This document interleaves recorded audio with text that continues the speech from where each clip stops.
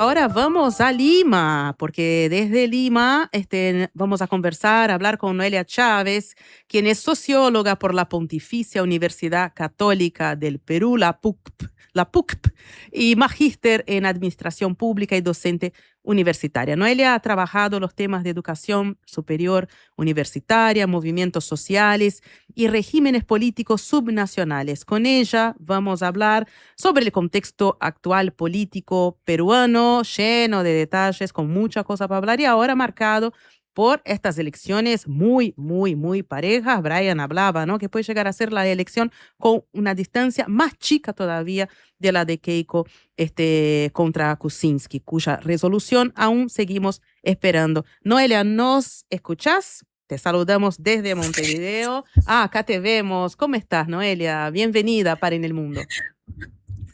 Hola, ¿qué tal, Denise, Brian? Un gusto también y muchísimas gracias por la invitación para comentarles un poco lo que está pasando por Perú.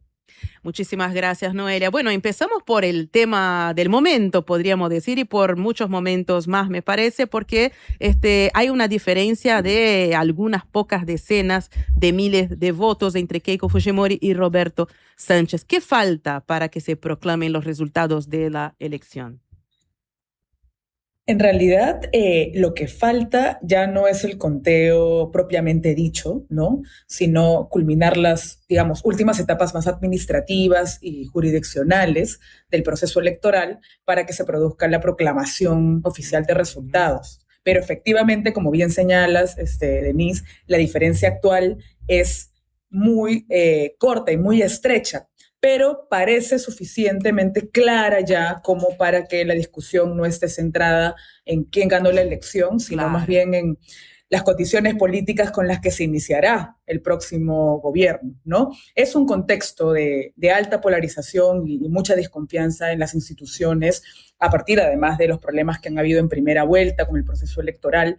Entonces, esta victoria ajustada que va a tener quien finalmente gane, de alguna forma puede generar cuestionamientos persistentes del sector derrotado, sobre todo porque no estamos muy acostumbrados en Perú en la última década, digamos, a que las autoridades acepten, ¿no? Con responsabilidad los resultados electorales, como viene pasando además en muchas partes de la región, ¿no? Exacto. Y más con resultados tan ajustados. Más allá de los resultados, que parecería que muestra que la victoriosa va a ser Keiko, las elecciones marcaron, como vos ya decías, Noelia, un claro corte entre los votantes de Lima y su zona metropolitana, que apoyaron a Keiko Fujimori, y los votantes de las regiones, principalmente los del sur andino, que estuvieron con Roberto Sánchez. ¿Cuál es tu reflexión sobre esta división tan marcada de la sociedad peruana? O sea, diferencias geográficas, pero también, si se quieren, culturales, étnicas, ¿cómo leer ese fenómeno? Lo primero que mencionar es que este no es un fenómeno nuevo en el país, ¿no? O sea, las elecciones desde hace ya bastante tiempo, probablemente desde la transición democrática del año 2000, vienen marcadas por esta división geográfica fuerte, que yo diría que hasta incluso es histórica, ¿no?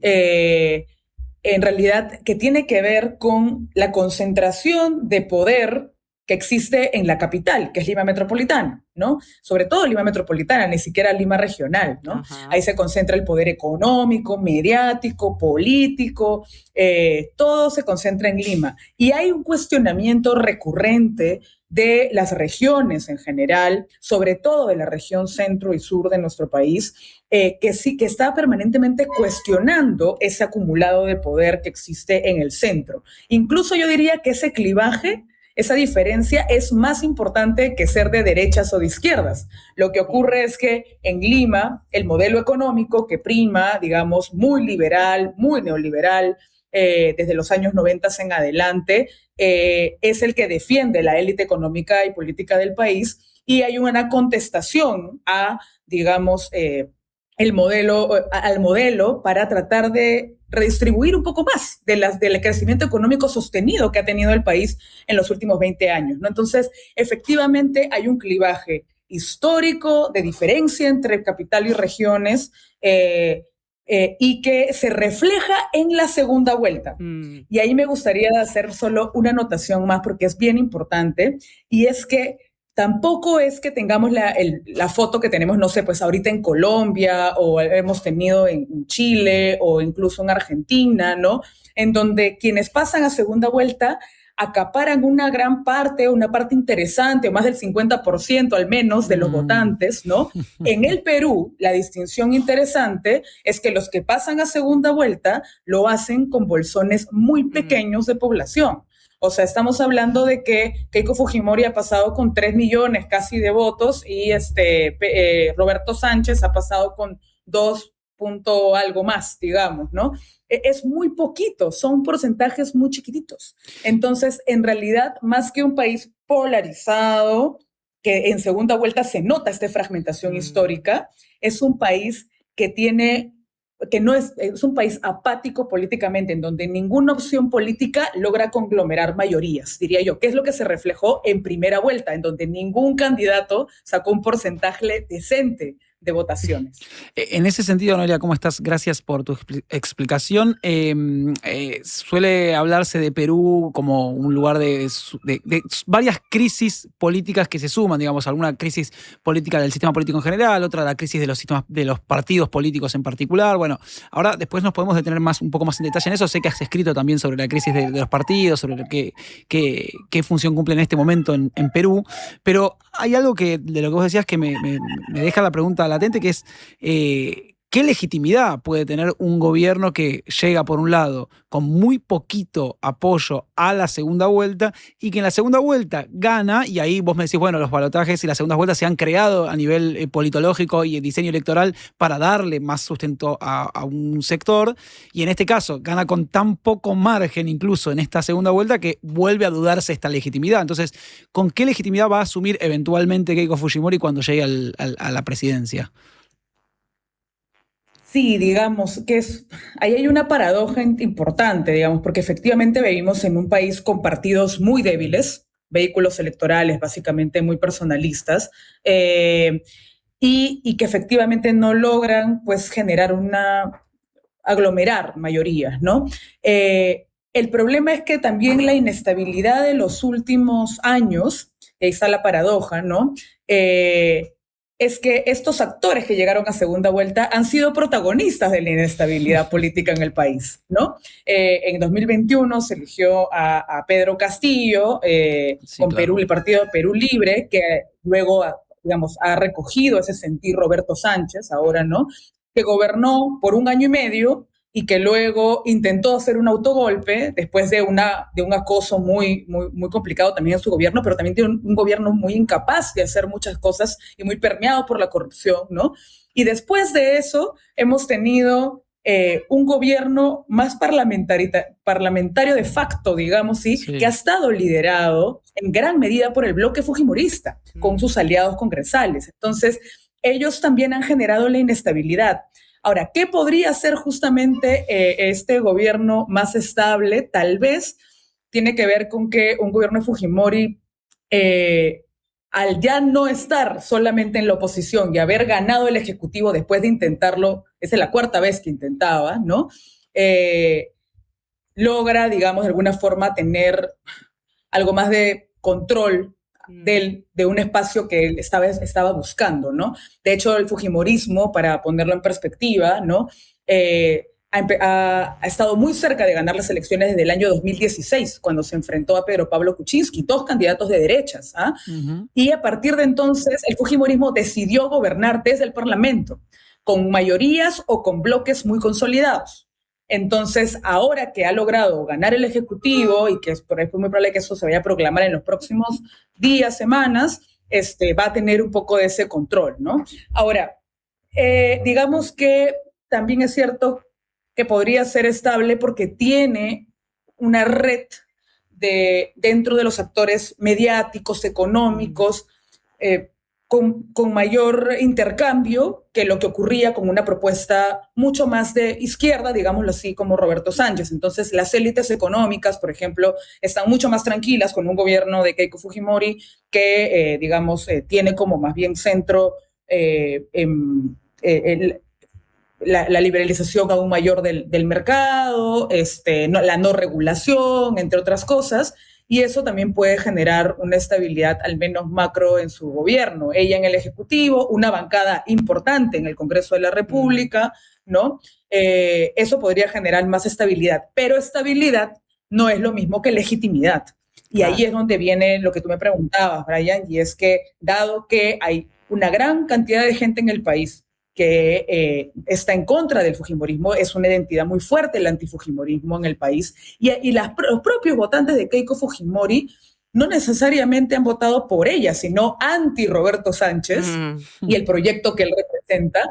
Entonces, la conflictividad es posible que esté muy a flor de piel, y el problema sería que, dado los legados del autoritarismo fujimorista de los años 90 y del control que ahorita tienen de muchas instituciones públicas, desde ese partido haya una política más, digamos, de represión y de amedrentamiento a oposición, que eso sería degradar aún mucho más nuestra frágil democracia, digamos, que ha venido debilitándose en los últimos años. Y en el caso, vos recién señalabas que desde el año 2016 el fujimorismo había decidido volcarse, digamos, a manejar, no sé, o a gobernar o a intentar gobernar desde el parlamentarismo y desde allí.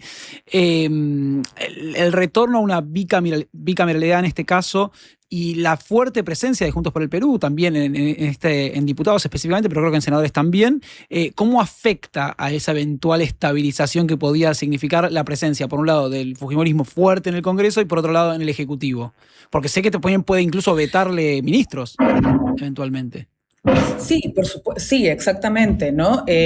Aquí es bien interesante señalar que, por un lado, tenemos esta reforma, después de muchas décadas a la bicameralidad en el país, que mal que bien ha tenido resultados mejores de lo que personalmente yo y algunos analistas habíamos esperado. Pensábamos que iba a ser un Congreso bicameral con una supramayoría del fujimorismo, de Renovación Popular, que es una extrema derecha muy limeña, además, en el Perú, y de otros grupos parlamentarios como Alianza por el Progreso o Podemos por el Perú, que han sido bancadas previas aliadas al fujimorismo también, y un bloque muy pragmático, muy de derecha, que busca que sus intereses sean los prioritarios en el Congreso. Pensábamos que eso podía pasar en esta bicameralidad, y no ha pasado así. Mal que bien, muchas de esas fuerzas han quedado relegadas del Congreso debido a las grandes vallas que han tenido, y más bien pareciera que hubiera una bicameralidad más balanceada, en el sentido de que el bloque más de derecha versus el bloque más de izquierdas pesan más o menos lo mismo, y tienes como una bancada de centro que podría equilibrar un poquito los poderes allí, ¿no?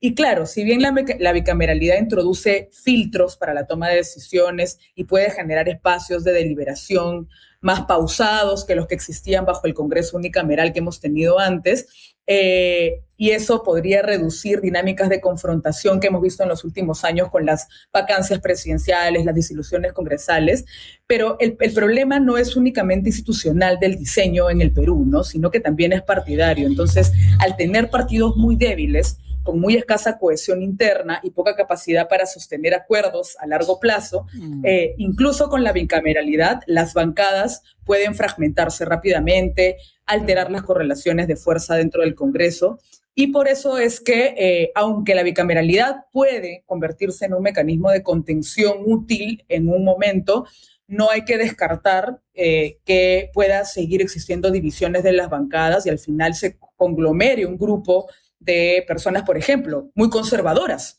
En el país, nuestra izquierda y la izquierda de Roberto Sánchez, además, y otras izquierdas regionales son muy conservadoras.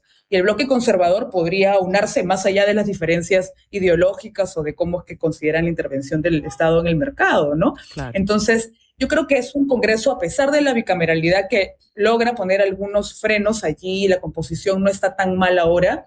Los partidos ahorita, la experiencia no necesariamente tienen todos la experiencia como para, sobrellevar este tipo de momento histórico, creo yo, y pueden ser lo suficientemente frágiles como para romperse también y generar bloques extraños, digamos, a lo que podríamos estar esperando. Noelia, ¿qué Perú se puede esperar entonces bajo la presidencia de Keiko Fujimori. ¿Qué podemos esperar a partir de su programa de gobierno, pero también a partir de sus discursos, sus propuestas, la gente que la acompaña?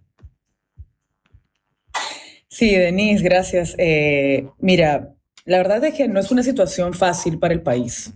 El Fujimorismo no es un partido nuevo.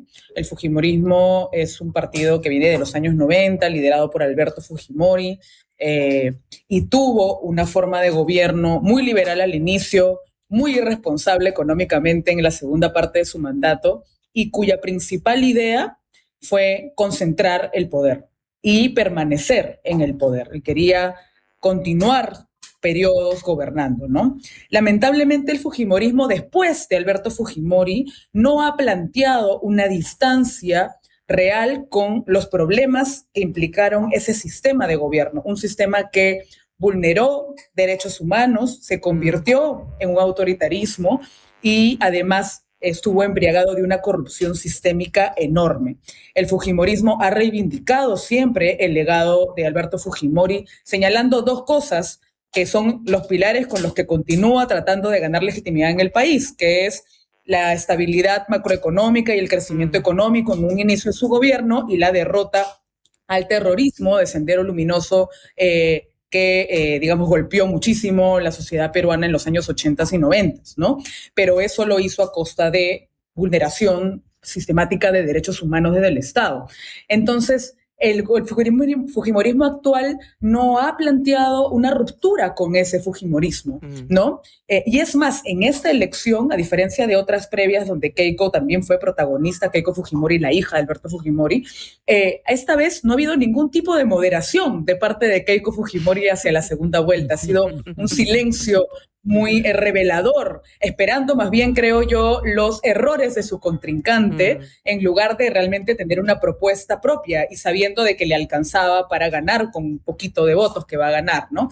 Entonces, ¿qué se puede un gobierno de Fujimori? Esos son los temores que se tienen, que son hechos comprobados. Alguien que, de alguna forma, vuelve a reivindicar, y lo ha dicho así: yo voy a gobernar como gobernó mi papá, que fue un gobierno, sí, que probablemente lo que sí vamos a hacer es un fortalecimiento de la inversión privada, reducir trabas regulatorias, utilizar el crecimiento económico como principal mecanismo para generar empleo y reducir pobreza, digamos, ¿no? Pero también combinado con prácticas muy clientelares o asistenciales, de programas sociales que ha comenzado a señalar. Y allí es donde está el problema del gasto público, porque con tal de mantener el poder y mantener a la gente contenta, en vez de tener un plan adecuado de redistribución de las riquezas, lo que hace es generar un montón de dinero que vaya por programas sociales asistenciales a un montón de gente, que fue lo que hizo su padre, ¿no? Y eso también puede generar problemas económicos importantes, ¿no? Y en realidad el problema es que el debate en el Perú no gira únicamente en torno al crecimiento, porque ya tenemos más de 2 décadas de estabilidad macroeconómica. Pregunta más bien es por qué persisten niveles altos de informalidad, de desigualdad territorial, debilidad de los servicios públicos, que es justamente lo que los opositores a Keiko reclaman y la gente de regiones reclama muchísimo, ¿no? Y el crecimiento no ha sido suficiente para resolver esos problemas. Entonces creo que por allí hay un cuestionamiento claro a su forma de manejo económico. Y por otro lado, es que hay unos desafíos que son difíciles también de pensar cómo los va a manejar el Fujimorismo, que tiene que ver con la gran informalidad y con las economías ilegales permeando los poderes del Estado actualmente y creciendo de una acelerada en el Perú. Y lamentablemente, quienes han gobernado ahora, tanto el espectro de derechas como de izquierdas que ha estado en el Congreso, ha estado muy vinculada a espacios de economías ilegales, y eso es muy difícil. Entonces, podría venirse un gobierno con digamos, mecanismos autoritarios, no igual a Alberto Fujimori tal vez, pero sí con una mano dura que va a tratar, ¿no?, que puede vulnerar de derechos humanos, con una alta conflictividad con opositores, con además penetración de economías ilegales, con crecimiento de informalidad si es que no vas a regular nada, y con deterioro de servicios públicos, porque cuando el Estado no regula como debería regular los servicios públicos, terminas teniendo educación de mala calidad, salud de mala calidad, y al final no terminas incorporando a la gente como se debería incorporar en el sistema en el país. Vos en algún artículo hace unos meses escribías acerca de la crisis precisamente de los partidos políticos, del vaciamiento que tendían, hablabas de hecho de cascarones vacíos y de la imposibilidad de que representen a los sectores populares o a la población, a diferentes espectros de la población, precisamente porque estaban manejados por caudillos que estaban de espalda a las demandas populares. ¿Cuáles son esas demandas? Vos recién marcabas algunas, pero me parece que estaría bueno detenernos un poco. Creo que claramente una es esa desigualdad que no se ve, digamos, resuelta pese al crecimiento permanente o continuo de la economía peruana en términos macroeconómicos. Pero ¿cuáles son las otras demandas o las demandas que crees que más allá de las regiones son desoídas en términos de todo el sistema político, no solamente de un eventual gobierno de Keiko Fujimori? Bueno, esa es una pregunta amplia. Yo creo que demandas siempre hay un montón. Tenemos tiempo, la primera que tenemos ahorita, creo que vamos a ver, voy a tratar de plantear lo que se pueda. A partir de además los estudios de opinión pública, que creo que son siempre reveladores para saber qué va primero en las necesidades de la población. Y uno del primero que ahorita tenemos, digamos, como prioridad de resolver es el tema de la inseguridad. Y el tema de la inseguridad ha crecido muchísimo en los últimos años, ha crecido el crimen organizado. Eso es algo que en nuestro país no existía con tanta fuerza como en otros espacios de la región, ¿no? En nuestro país, hablar de extorsiones, digamos, sistemáticas, hablar de secuestro, eso y asesinatos, además, por rendición de cuentas, eso no era algo que se veía tanto. Sí se veía más en el norte del país, pero como Lima mira Lima y el poder solo mira al poder, entonces nadie hacía caso a lo que estaba pasando en el norte del país. Bien. Y eso se ha incrementado en los últimos años muy fuertemente, además que el propio Congreso ha aprobado una serie de normas que les llamamos procrimen, ¿no? Porque en realidad reduce penas, reduce capacidad de investigación a las instancias correspondientes, impide que los partidos mismos sean investigados por ciertas cuestiones. Realmente ha sido un contubernio en el Congreso de esos últimos años para promover leyes que en realidad aumentan la criminalidad. Entonces, ese es un punto muy importante de combatir, ¿no? Ahora, Keiko Fujimori lo podrá hacer. Sabemos que las propuestas populistas vinculadas a la mano dura, a las megacárceles, ¿no? A los planes mismo Bukele, son muchas veces muy estéticos hacia afuera, pero en realidad no resuelven los problemas reales que implica tener una prevención mucho más atrás para impedir que las personas lleguen a los espacios de criminalidad como una opción económica incluso, y después para poder tener una inteligencia adecuada para desarticular a los espacios, digamos, que cometen crímenes sin vulnerar derechos humanos, digamos, ¿no? Entonces, ahí hay un problema, creo que, bueno, yo no he visto en ninguno de los debates, todos los debates que he visto, alguna propuesta realmente fuerte respecto al tema de inseguridad ciudadana, ¿no? Creo que esa es la prioridad número uno que resolver. Okay. Y creo que lo segundo, bueno, siempre por allí van a fluctuar el tema de pobreza, el tema de educación, el tema de lucha contra la corrupción. Otra vez, temas que van a ser bien complicados de resolver porque el chorreo no funciona a nivel económico, porque los actores que ahorita están entrando al poder han estado investigados por asuntos de corrupción y la gente realmente tienen un desprestigio muy grande hacia la población. La población no sabe muy bien quiénes son las personas que están entrando al poder. Y por otro lado, el otro tema que ha saltado también en los últimos meses, que les decía, es, por ejemplo, temas vinculados a educación, porque en Perú, y ese es uno de los temas que yo trabajo, en realidad más de crimen, yo no soy especialista, pero en educación un poquito más, Han habido movilizaciones, así como han habido en varias regiones del país de universitarios, aquí tomando sedes universitarias, y que responde también a un debilitamiento de los organismos de regulación de la educación superior universitaria en nuestro país. Teníamos una reforma universitaria en el año 2014 que se fue debilitando porque hay muchos actores con poder, con ganas de que no se les regule, ¿no? Y eso ha empezado a flaquear con los últimos, la regulación, y por lo tanto los servicios empiezan a precarizarse, ¿no? Y creo que por allí también hay un tema importante que podría saltar, ¿no? Y el otro tema que está causando mucho debate, debo decir, son los temas vinculados a los derechos sexuales y reproductivos. Ha habido retrocesos muy importantes en el Congreso de la República porque se ha eliminado el enfoque de género, se ha eliminado la educación sexual integral, se acaba de aprobar un supuesto mes, en mes de junio, además, el mes de la familia, la vida y la familia, promovido por sectores evangélicos conservadores en el Congreso de la República, ¿no? Con muy poca oposición de este Congreso que ya está por salir. Entonces, hay un esfuerzo muy grande por retrotraer derechos que ya se habían alcanzado poco a poco, además en un país tan conservador como el peruano, ¿no? Y creo que allí puede también existir una confluencia de actores opositores a esto que pueda despertar un poco más, ¿no? Ahora en el mes del orgullo, por ejemplo, claro, esta contraofensiva que hemos visto está viendo mayor movilización de los colectivos, de las organizaciones LGTBIQ+, de los movimientos feministas, digamos, ¿no?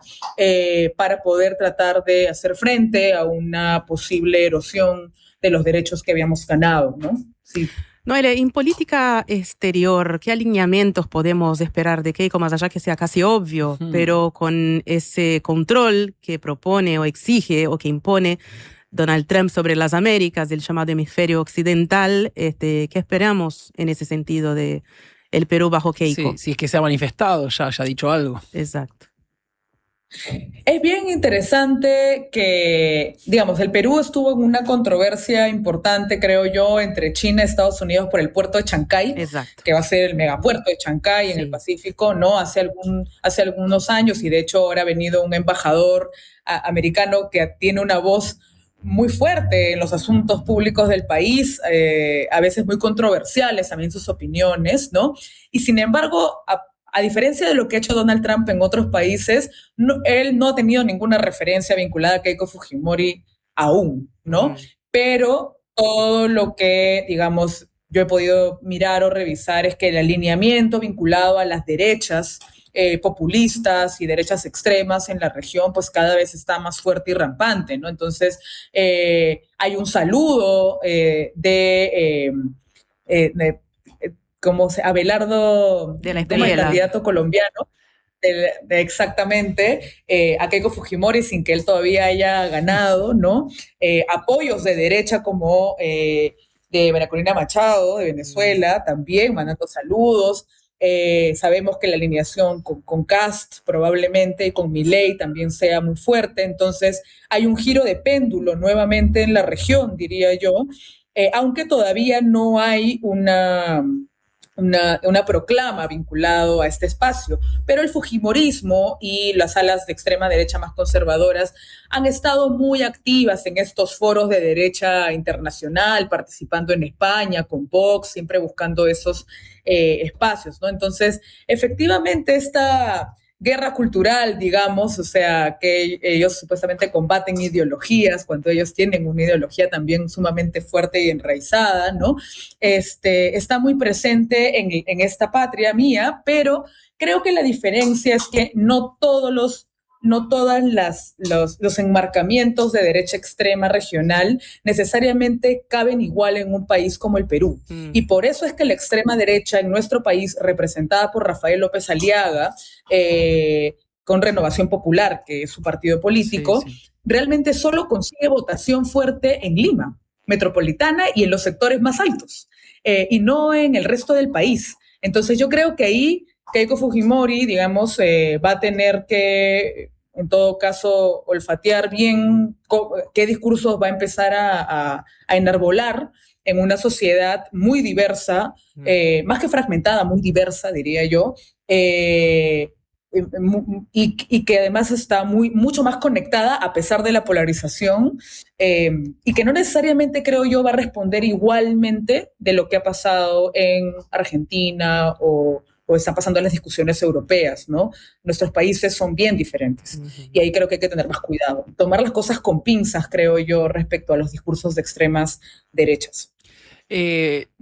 La última por mi parte, Noelia, en relación específicamente al conteo de votos eventualmente y a la proclama de quién sea el triunfador, ¿qué lugar cabe? Pues lo mencionaste muy al pasar en un momento, la idea de que había instituciones que denunciaban cierto fraude, o que hubo momentos donde, sobre todo en la primera vuelta, se denunció, algunos candidatos que decían que iban a denunciar el fraude, después, bueno, se mantuvieron un poco más silenciados.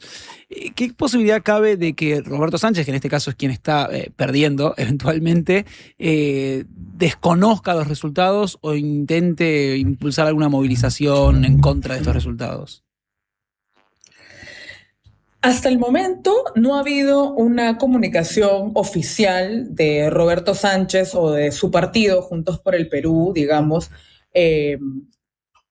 utilizando la palabra fraude, ¿no? Bien. Sí, efectivamente, llamando a la vigilancia del voto, a que quería volver a recontarlo, ahora están en eso, ¿no? Volver a recontar los votos, pero algunas nulidades querían llevar a cabo dentro del proceso democrático, pero no lo enmarcaron o al menos no todavía, no voy a poner las manos al fuego, la verdad, porque todos son actores políticos muy precarios en el país, de levantar la bandera del fraude electoral en esas elecciones. Han habido ciertos grupos que han hablado de fraude porque hay suspicacia, y hay suspicacia porque los grupos políticos que están en el Congreso actualmente tienen el control de muchas instituciones, incluyendo organismos electorales. Entonces, hay dudas, pero eso no implica fraude. Y a mí eso me parece responsable y de alguna forma diferenciador de lo que ha pasado justamente en lo que señalabas, Brian, de las últimas elecciones, tanto en primera vuelta como en las elecciones pasadas. O sea,